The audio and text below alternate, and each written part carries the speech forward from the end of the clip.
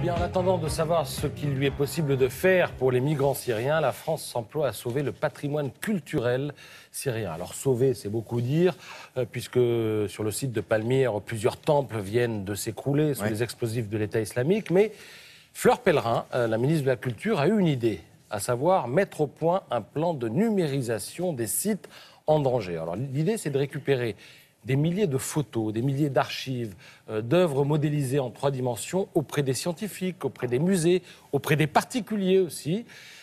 Ensuite, d'en faire une banque de données accessible à tous, et ça permettra de mettre en place des visites virtuelles. C'est une façon comme une autre, nous explique le Figaro ce matin, pour les Occidentaux, de se réapproprier ces monuments que d'ailleurs la France a contribué souvent à mettre au jour. Maintenant, une question. Regardez cette photo. Est-ce que vous les reconnaissez? Attendez. Je vois pas. Ah bah oui. Oui. Bon, Oui, évidemment, en tout c'est cas, marqué en haut. celui du milieu, c'est facile. Bertignac. Ouais. Alors vous Celui de avez gauche aussi. Jean-Louis Aubert à gauche, Richard, il est tout jeune, hein. Richard Kolinka, ensuite Bertignac et Corinne Marieno, la seule femme du groupe. La photo date de 1984. Je rappelle que le groupe Téléphone s'est séparé en 1986. Je rappelle aussi aux plus jeunes que c'était le groupe de rock français des années 70-80. Et alors, ce groupe donc va se reformer pour un concert qui aura lieu le 11 septembre au Point éphémère, donc à Paris. On a su la nouvelle jeudi, je peux vous dire que le lendemain c'était complet.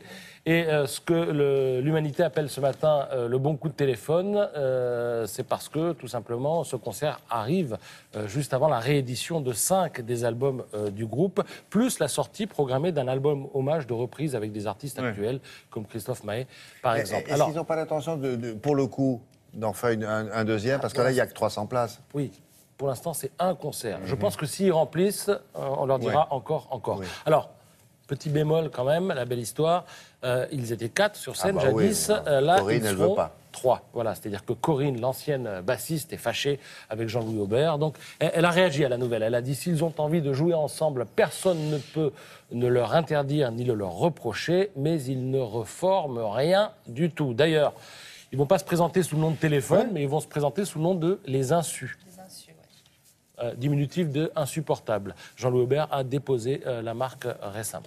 Voilà, donc Téléphone va-t-il devenir Les Insus pour plusieurs concerts? Peut-être, en tout cas on l'espère.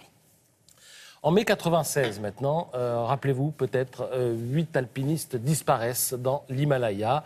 Et 20 ans plus tard, eh bien, tout cela donne un film qui s'intitule Everest. C'est un thriller psychologique et ce film ouvrira aujourd'hui le festival de Deauville, festival du film américain. Je rappelle qu'il a été tourné dans les Dolomites.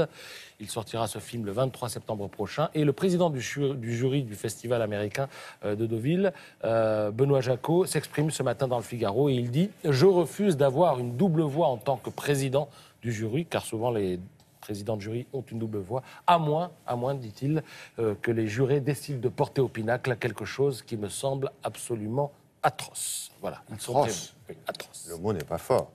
Merci beaucoup. Mademoiselle Le Radio Web a des choses à vous dire concernant, mais c'est pas pour nous, ça, au fait. Hein. C'est pas pour nous, mais comme tout le monde ne se lève pas à 5 h du matin, il y a ceux qui se couchent à 5 h du matin et qui nous regardent en rentrant chez eux. Les noctambules. Alors, c'est une nouvelle application. Pour l'instant, c'est uniquement à Paris, mais ça va se développer dans les grandes métropoles de France. Ça s'appelle Padam.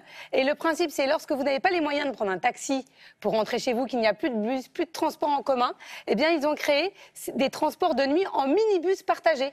Bien, donc, ça vous coûte entre 2 et 6 euros. Et au moins, voilà, c'est plus sécure, c'est plus sûr. Oui. Si vous avez un peu picolé, voilà, c'est bien.